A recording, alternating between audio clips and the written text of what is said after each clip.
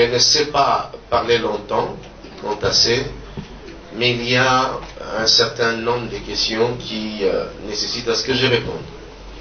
Entre autres, on m'a posé une question par un journaliste tout à l'heure, parlant de personnes que j'ai trouvées à côté du général Sony, et si en les gardant, quelles garanties et autres. J'aimerais vous dire une chose, lorsque vous êtes leader quelque part, c'est vous qui proposez une politique qui permettra à ce que les gens qui t'entourent soient en mesure de s'exprimer. Si vous ne proposez pas une politique qui leur permet de s'exprimer, ils seront des observateurs à tes côtés au lieu d'être des acteurs. Je crois à ces personnes, je crois à cette église. J'ai découvert des talents. Il y a des personnes que je connais, ça fait longtemps, mais je crois également que ces pasteurs soient en mesure de faire beaucoup de choses. Peut-être que l'occasion ne leur avait pas été accordée en son temps. Tout ce que je vous demande, j'ai des propositions qui vont leur permettre à chacun de s'exprimer. Nous allons travailler collectivement et vous verrez ce que l'Église est en mesure réellement de produire. Arrêtez de sous-estimer les pasteurs. Nous avons des hommes très intelligents, très qualifiés, à qui on n'a tout simplement pas donné beaucoup d'occasions de s'exprimer. Donc, il faut parler avec beaucoup de respect ce qui concerne ces hommes. Et je crois fermement que ce sont des hommes de valeur. Et aujourd'hui, dire qu'ils ont changé de camp pour quelle raison? Vous entendez un discours qui est répété. Le discours répété ici, c'est laquelle? On doit sauver l'institution. Je suis totalement convaincu que vous êtes dans le bon. Je suis totalement convaincu. Donc, totalement convaincu.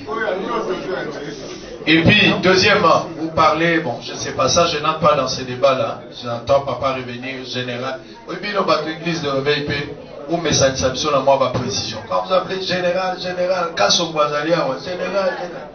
Ces trucs-là, de fois, tu vois, échec général, toujours boucana, parce qu'ils ont reconnu dans l'écriture. Mais puis, comme ça, vous avez un débat.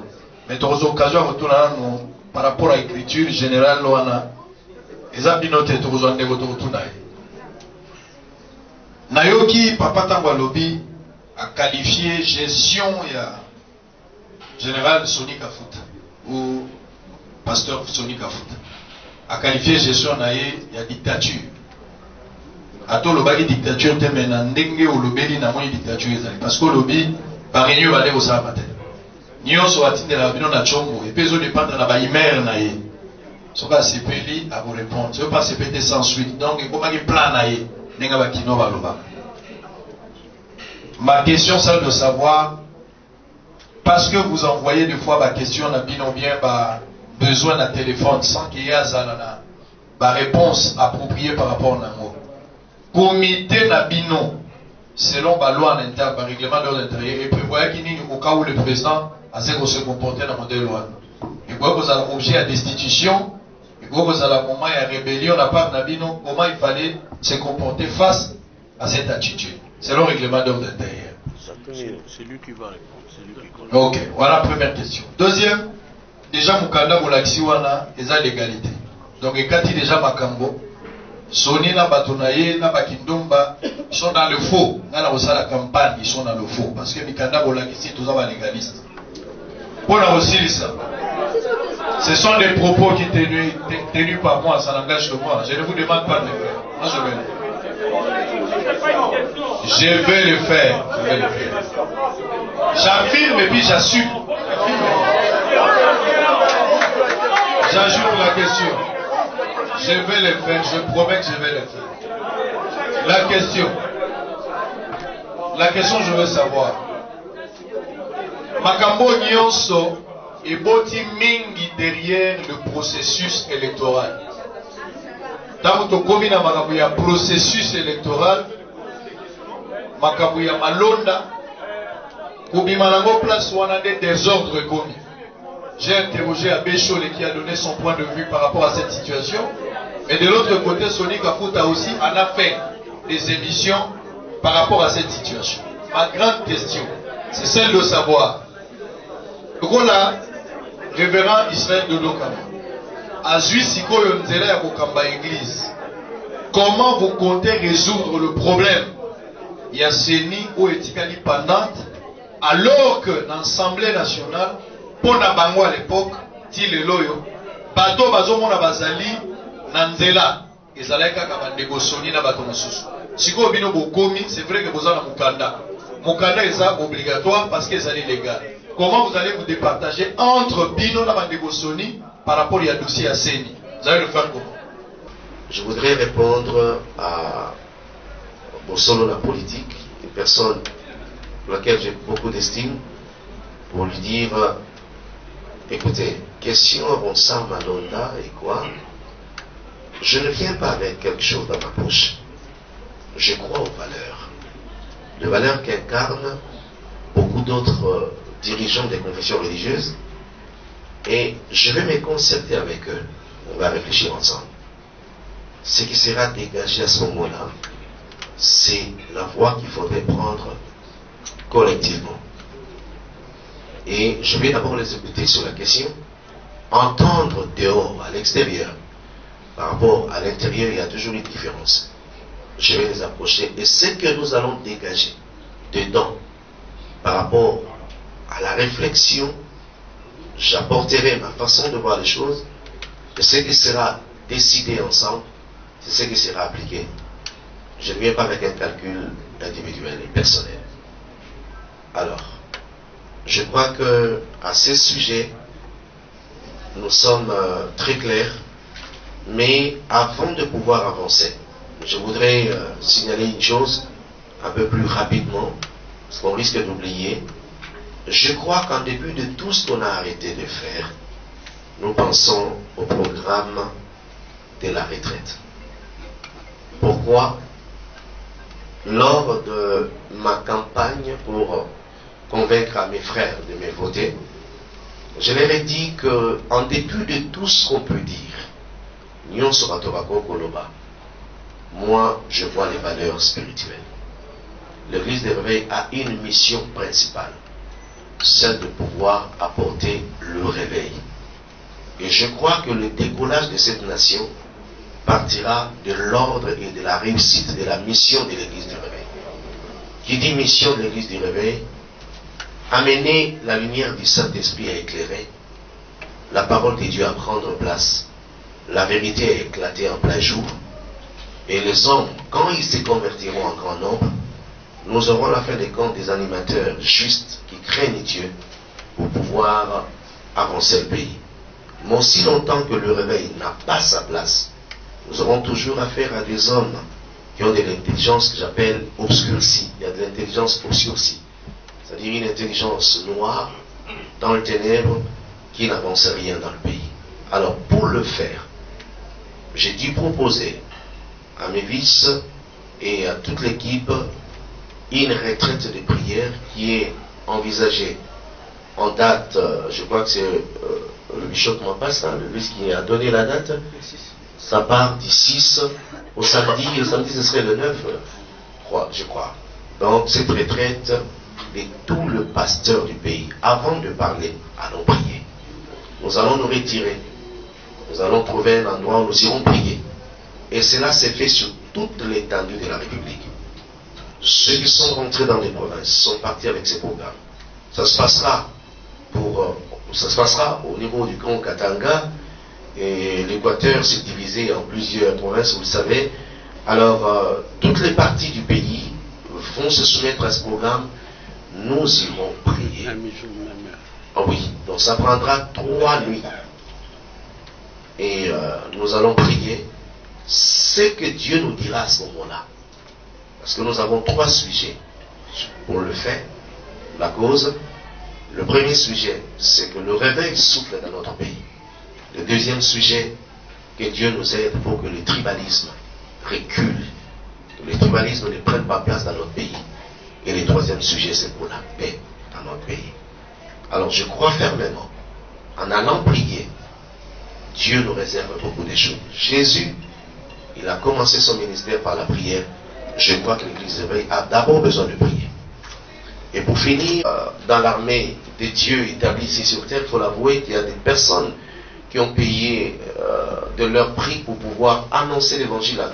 Avec tous les risques qu'il y avait, je reconnais cet homme, le général Sony, pour qui j'ai beaucoup de respect. D'ailleurs, lui-même le sait. Plusieurs fois, je me suis permis d'aller le voir et écouter de ses conseils. Je l'avoue aujourd'hui que pour moi, le fait de les remplacer ne veut pas dire que je serai meilleur que lui. Loin de moi cette idée. Et je ne veux pas, à ce moment-là, détruire le fondement qui existe. Mais tout le respect à cet homme, je crois que je vais militer de manière à ce que personne ne crache de cette onction. Et après, les différends qui existent entre frères dans le corps peuvent toujours se régler. Ça arrive que deux frères ne s'entendent. Mais cela ne veut pas dire que ça va rester comme ça. Mais dans l'entretemps, de manière la plus administrative, pour ordonner et organiser l'Église, mais si l'on trouve la possibilité de le faire, je pense que cela n'a pas été un péché pour moi de prendre cette position. Donc je réponds au pasteur, nous sommes ensemble, nous ne serons jamais divisés. Ceux qui restent réticents, j'appelle ça des prises de position. Il faudrait retenir ça. Pour ceux qui ne connaissent pas l'Église de réveil, il y a toujours une prise de position de certaines personnes, de certains pasteurs, depuis tous ces temps. À l'époque où dirigeait l'archevêque Albert Kankenza, en tant qu'évêque général, il y avait des prises de position. Il y avait d'autres personnes qui disaient « Nous ne sommes pas très concernés, nous ne serons jamais de près ». Et d'autres qui ont même pris la retraite par rapport à leur appartenance à cette institution pour aller se greffer ailleurs. Donc cette prise de position a toujours été là dans cette église. Et quand le général Sony a pris, il y a eu également des gens qui ont dit « Attends, on n'est pas trop partant, nous prenons une position qui nous pousse ou qui nous permet d'être à l'aise ailleurs. » Cette prise de position revient de droit à qui pense l'avoir. Mais nous allons militer de manière à ce que les gens qui nous regardent de loin apprennent à nous faire confiance. D'autant plus que si je dois diriger, ça va être pour un temps. Donnez-moi la chance, je vous en prie, donnez-moi la petite chance de pouvoir faire quelque chose. Peut-être que j'aurai raison de pouvoir apporter quelque chose qui sera un bénéfice pour tout le monde. Je ne vais pas étaler ici parce que la thématique de cette conférence n'est pas située sur, n'est pas basée sur le programme que j'ai par rapport à mon mandat, mais je vous assure que j'ai un programme qui est très très important et qui a permis à ce que les gens qui m'ont écouté puissent me lire. Donc, pasteur, faites confiance à cette institution, faites-nous confiance, nous allons nous battre. Nous amènerons cette institution à la hauteur pour être respecté et rendre le pasteur respectueux. Voilà. Docteur, il y a vos profondeurs qui disent que Dodo Kamba est là pour une cause politique. Qu'est-ce que vous allez répondre à eux? Sachant que ils disent que vous êtes dans les sièges du président de la République, Félix-Antoine Tshisekedi Tshilombo. Et que c'est pour ça qu'il y a les dédoublements de RSC. Autre question, parmi les griefs reprochés au général Sony Kafuta, c'est la non-convocation des assemblées provinciales, des assemblées générales, effectivement. Mais il n'a que quelques mois. Pendant ce temps, il y a eu le coronavirus. Comment il allait organiser ces assemblées générales? Et en plus de cela, l'évêque général Albert Kankenza fait 20 ans. Mais il y a eu une complaisance. Pourquoi seulement Sony Kafuta, il y a eu toutes ces agitations? Merci. Pour la radio Kapi, je préfère le dire à haute voix que d'abord, je demande au pasteur de croire à la parole de Dieu que nous prêchons. Cette parole nous demande d'être vrais, de nous pardonner mutuellement et de nous aimer et d'aimer ce que nous sommes en train de faire. Et par rapport à l'unité, je crois que le travail que le Saint-Esprit peut faire ne sera jamais remplacé par un homme. Je peux lancer un appel, comme je le dis, j'ai commencé à le faire, un appel à la paix. Mais je sais également que ça ne va pas convaincre tout le monde parce qu'il y a des appréhensions qui sont différentes. Mais j'ai continué à dire au pasteur, croyez en nous, nous avons besoin d'être ensemble, nous avons des intérêts communs à pouvoir sauvegarder. Et les premiers intérêts sont les intérêts du royaume des cieux. D'abord, gagner et sauver les âmes. Et j'ai besoin de tout le monde. Et c'est la raison pour laquelle je tiens à rappeler ici que dans mon bureau, j'ai dû tendre la main à tout le monde. Le vice-président, l'un des vice-présidents qui est à mes côtés, que voici, Théoma Bilama, était vice-président du côté de Jonas Soni en son temps. Je pouvais dire que je suis jeune. Pourquoi je ne vais pas m'amener d'autres jeunes d'être aussi à mes côtés? Je dis que ce n'est pas question de jeunes ou de génération, mais c'est question d'expertise et de savoir-faire. Et surtout, de laisser la place à l'unité, à la vie d'ensemble. Donc, pour dire, ce qui nous divisait hier doivent tomber pour regarder à la même direction. J'ai récupéré ce qui était avant dans l'autre gouvernement. Et encore, il n'était pas les seuls. J'ai tendu la main au deuxième vice-président, Félix Pogno, qui m'a répondu devant tout le monde qu'il était tout à fait d'accord avec moi. Il se trouve également dans la liste. Et j'ai tendu la main vers ceux qui s'étaient soulevés contre le camp adverse, c'est-à-dire ceux qui ont initié, n'est-ce pas, cette démarche qui a abouti à la destitution. Je parle de Bishop Mapassa et évêque Kajama. Je leur ai dit, je crois que nous constituerons une équipe équilibrée. À ma droite, j'ai ceux qui étaient avec Général Soni, et à ma gauche, j'ai ceux qui étaient contre Général Soni. Ça constitue une équipe d'ensemble. Je pensais que c'était un message qui pouvait être fort. Et d'autant plus que celui qui était au Conseil des sages a défendu le Général Soni jusqu'à la dernière minute. Et j'ai aimé cette loyauté. J'ai dit, mais attends, je pense que tu es assez...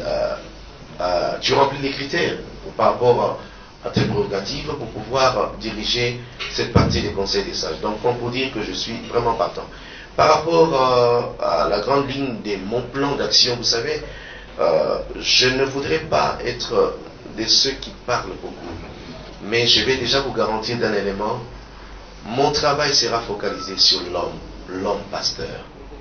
L'homme pasteur, c'est mon cheval de bataille. C'est le plus grand problème. L'homme qui s'est laissé à un certain moment manipuler par rapport à beaucoup de choses, des réalités politiques. L'homme qui a perdu sa dignité et sa valeur dans beaucoup de choses, partant même de ses propres erreurs. L'homme qui avait été longtemps muselé alors que l'homme pasteur était un partenaire de l'État par rapport à son message de paix. Un partenaire privilégié. Je vais remettre en confiance cet homme pasteur par rapport à tout ce qu'il est appelé à faire.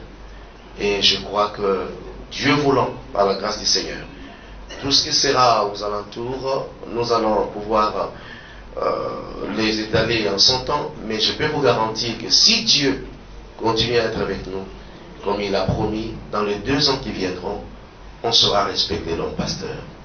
Chose qu'on ne vivait plus dans ce pays. De Télé 50. Je crois qu'il y a 2 questions, parce que si je n'ai pas oublié, si je peux avoir bonne mémoire. La première question s'est située au niveau pour savoir comment, d'abord. Non, le sillage, j'y arriverai. La première question, non, je connais, hein, je suis en train de la retracer, pour que je trouve comment répondre. C'est-à-dire, en réalité, cette question ne devait pas me revenir, mais je vais essayer de la répondre. Hein? Tu as dit ceci. Quand Kenza a géré environ 20 ans, comment se fait-il que en quelques mois, ou 1 année et demie que Jonas Soni a fait, on lui reproche tant de choses, entre autres, l'assemblée ordinaire doit se tenir au mois de janvier, comment on lui reproche de n'avoir pas convoqué l'Assemblée alors qu'il y a eu Corona et autres? Pour votre information, le problème de Corona est intervenu en réalité vers le mois de mars, Le 16 mars. et tout ça. Donc le mois de janvier était encore, d'ailleurs pour la préparation de l'Assemblée, ça s'est fait toujours 2 ou 3 mois en avance, donc il pouvait avoir le temps d'organiser. Mais je pense que vous pouvez toujours trouver des excuses par rapport à ça, parce que ça arrive que vous ayez pensé bonnement, mais les réalités, les méandres, tout ce qu'il y a autour, les péripéties, vous savez, il y a des choses qu'on ne maîtrise toujours pas, mais ça pouvait se régler autrement. Mais par contre, je dirais ceci. Vous dites, mais comment l'autre a fait 20 ans? Il n'y a jamais eu de reproche à ce niveau intense, comme on l'entend aujourd'hui à l'égard de Jean Lassoni. Bon, je ne sais pas. Moi, si je peux répondre, en tant que leader aujourd'hui, je dis tout dépend de ton approche envers les personnes qui font ta valeur et qui t'ont établi. C'est-à-dire, à entendre les autres, parce que je ne savais pas au départ, si le membre aujourd'hui qui m'ont élu désire me rencontrer pour régler un problème, je crois que la moindre des choses, je dois respecter d'abord leur personne et répondre à leur invitation. Ok? À ce moment-là, on dira les lèches savent c'est là en famille. Mais aussi longtemps que je n'ai pas accordé à ces personnes l'occasion de me parler de vive voix et de régler les problèmes, du coup, il y a un conflit qui s'installe. Moi, je crois que les choses se sont intensifiées au niveau du silence qui a mis longtemps entre l'exécutif, en parlant du président lui-même, entre lui et le membre effectif qui, eux, à leur tour, estimaient que ce sont eux qui lui ont donné le pouvoir. Il devait les écouter, il devait le recevoir. Mais manque je ne sais pas s'il faudrait parler de cohérence, manque de dialogue, il faudrait le dire comme ça, c'est ce qui a mené à cette crise. Vous savez, j'ai dit une chose, à la rigueur, même au début de cette assemblée qu'on a tenue, je crois fermement, je l'ai dit, j'ai dit aux autres, j'ai dit, je suis venu voir ce qui s'est passé. Mais je vous rassure, si peut-être mon prédécesseur était entré dans cette réunion pour prendre la parole et dire aux autres que si je vous ai vexé dans ça, excusez-moi, ça arrive, peut-être qu'on n'y arriverait pas. On n'en arriverait pas là. Je crois fermement. Et je crois qu'il y a eu un problème, une crise qui n'arrivait pas à trouver des solutions, qui a été envenimée et entretenue.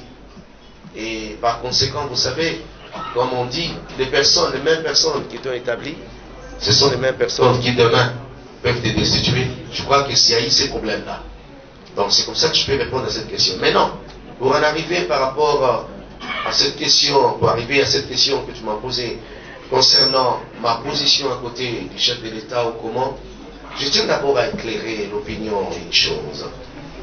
Vous devez savoir une chose, je n'ai jamais été le pasteur du président. Premièrement, le président a eu à fréquenter plusieurs pasteurs dans le pays comme ailleurs. Il s'est fait que je faisais partie des personnes qui l'ont rencontré avant qu'il ne devienne président, ok? Et qui, même lorsqu'il est devenu président, on a eu l'occasion de se faire recevoir à notre titre de pasteur pour de diverses raisons. Tout le monde a su le faire, du moins pour les personnes qui ont demandé l'audience.